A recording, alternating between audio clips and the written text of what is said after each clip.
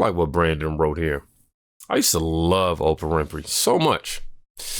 And I truly despise her for participating in this deception. And in no other country on this earth could her story unfold the way it has.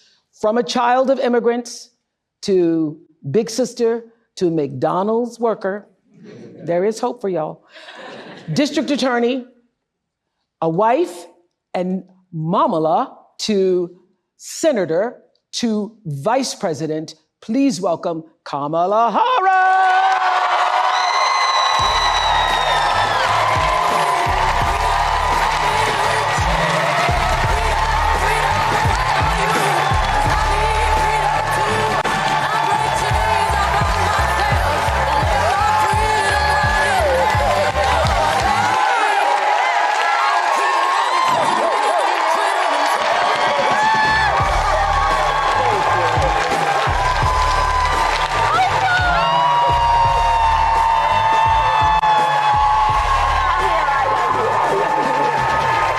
Oprah, Kamala Harris sat down to do an interview. If I'm being honest, I was totally unaware of this interview until today.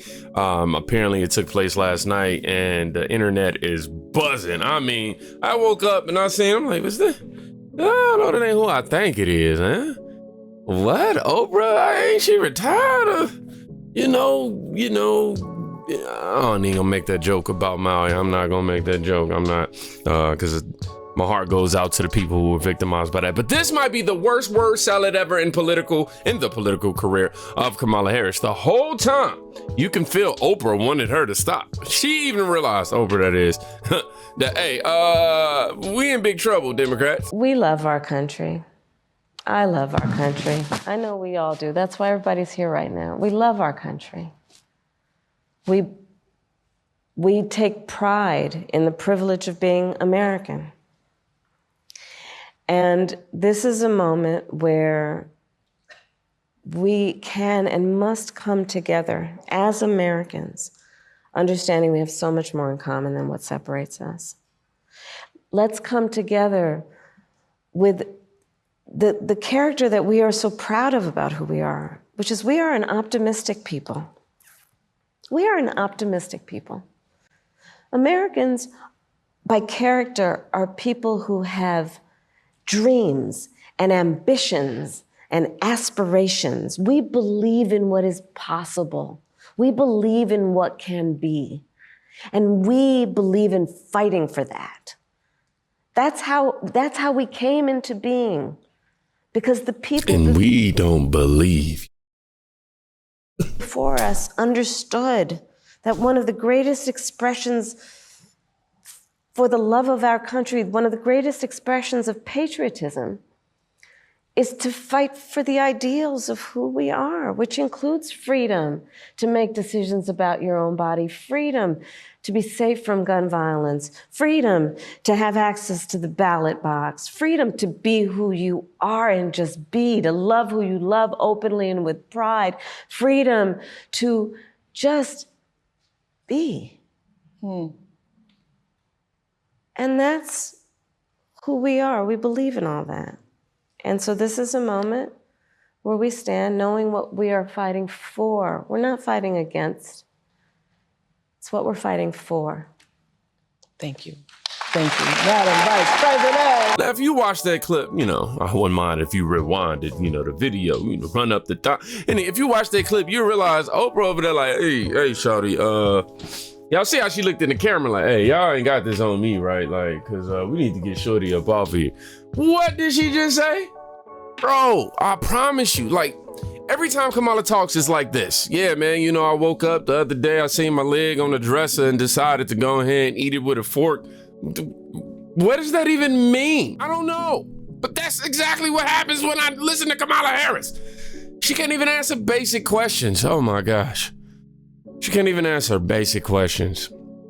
Watch an Oprah interview with Kamala.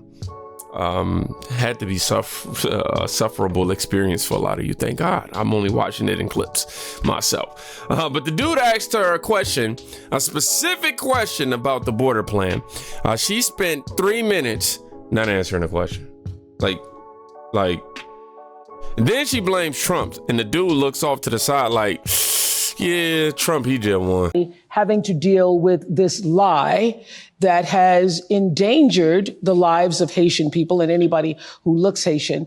Everybody in America feels for that. And everybody in America, left, right, middle, has concerns about immigration. Yeah. And I'm told that Justin, where are you in the audience? Justin. Hello. In our audience. Hello, Madam Vice President. You live in Michigan. Yes, ma'am. Don't you love saying hello, Madam Vice President? I do. What's your question? It's an immigration question. My question for you is, when you become president, what would be your specific steps? Yeah, of course. What would be your specific steps to strengthening the border?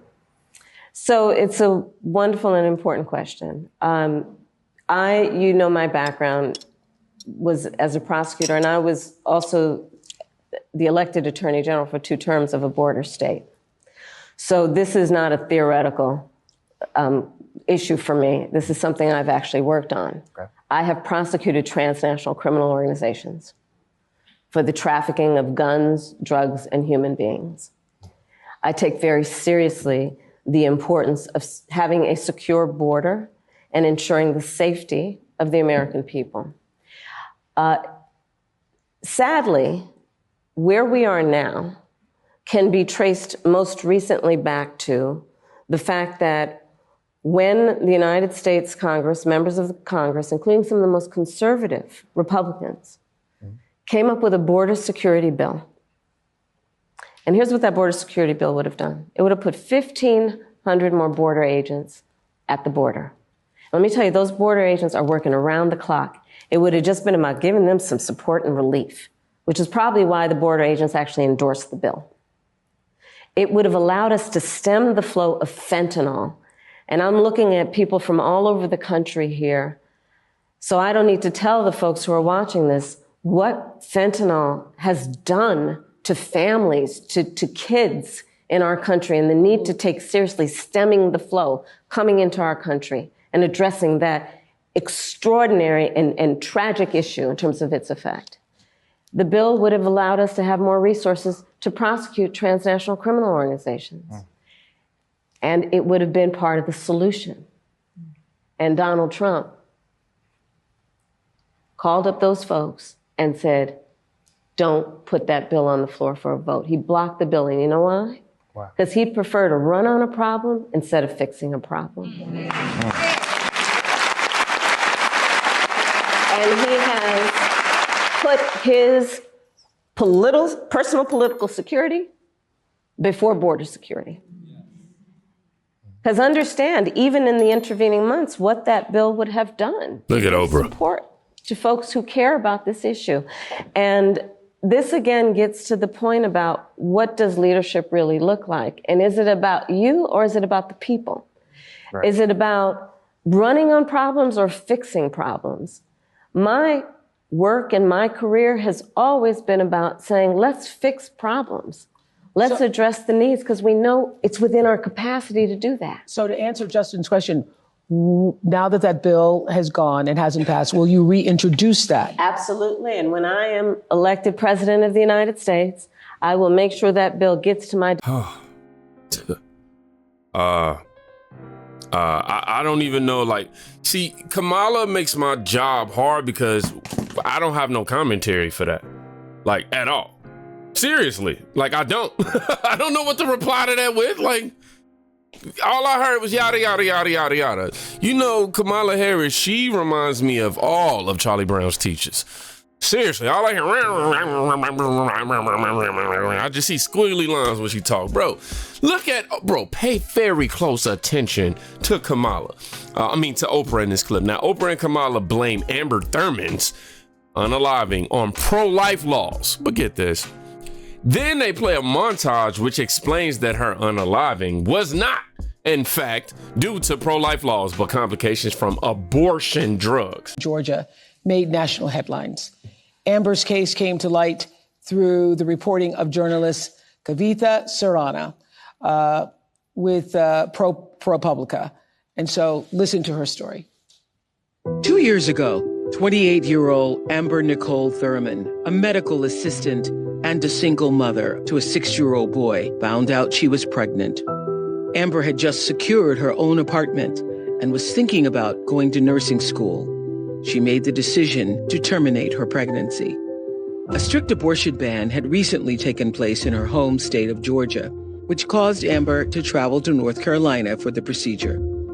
Traffic made her miss the appointment, so the clinic gave her medication, what are known as abortion pills. Once back home, Amber experienced profuse bleeding, vomiting, severe pain. She eventually passed out. Her boyfriend called for an ambulance. At the Georgia hospital, Amber's condition deteriorated quickly. In a rare occurrence, it was discovered her body had not expelled all the fetal tissue and an infection was spreading. Official Georgia State medical expert analysis of her case says Amber should have received a life-saving D&C, but doctors waited 20 hours before deciding to take her to surgery. Amber's blood pressure had taken a dive. Her organs had started failing. In the operating room, her heart stopped.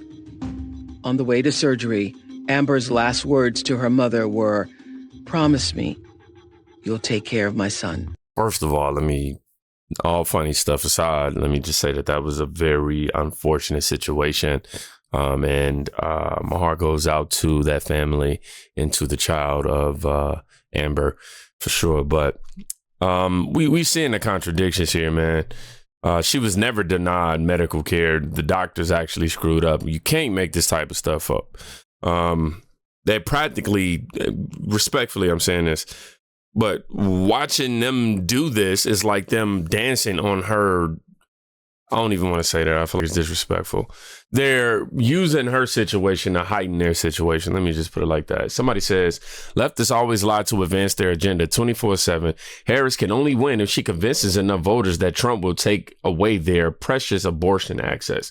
Trump is not doing that, of course, but Harris will say anything to make low information voters think that he is. You don't know how many times I've had to, go, bro, he's denounced this or he's denounced that in multiple mediums, you know what I'm saying, via tweet or Truth Social, via, rally. Like, what else do you want the man to do? Man, but shame on them. They should definitely know better. And she's, what happened to her is the result of malpractice, okay? Somebody says, "Dear Oprah, J-Lo, Chris Rock, and all y'all MF and celebrities endorsing Kamala from y'all multi-million-dollar mansions. You can kiss my black A. Kamala has co-signed the worst 4 years America has ever had. F y'all for trying to give another 4 years." Yeah, I don't see how we would even try to do this. It's another clip that I wanted to show y'all before we got up out of here. I'm trying to make sure I get to it.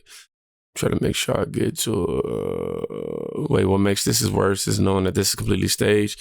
Imagine sitting in, okay, well, no. This ain't the clip that I want to play. Okay, boom, boom, boom, boom, boom. Okay, boom, here we go. Y'all know about Kamala trying to fit in, do the whole, I got my own gun thing. This is her right here again, man. Trying to do that appeal and I'm a gun owner. Tim Walz is a gun. I did not know that. If somebody breaks in my house, they're getting shot. Yes. I hear that. Probably should not have said that. But my staff will deal with that later. Yeah. Oh my gosh, the cringe just continues. My staff is going to deal with that later. I mean, look, trust me. Everything else you said in this interview, but that your staff gonna have to deal with. Oh my gosh. What makes it even worse is knowing that this was Oprah and completely staged. Kamala knew these questions were coming. Imagine her sitting in a negotiating room with the world leader, man. I just don't see it. We really would love to know what your plan is to help lower the cost of living.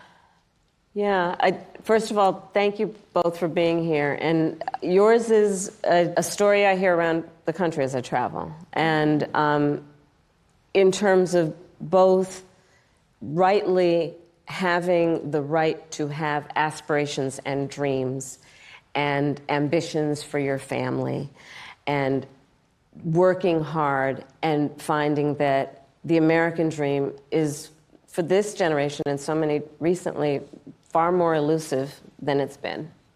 And we need to deal with that. And there are a number of ways. One is bringing down the cost of everyday necessities, including groceries. I can't do it, bro. I don't have enough. I don't have the brain cells to do an outro, y'all. Oh my gosh, Kamala. That's the end of the video, y'all. Kamala.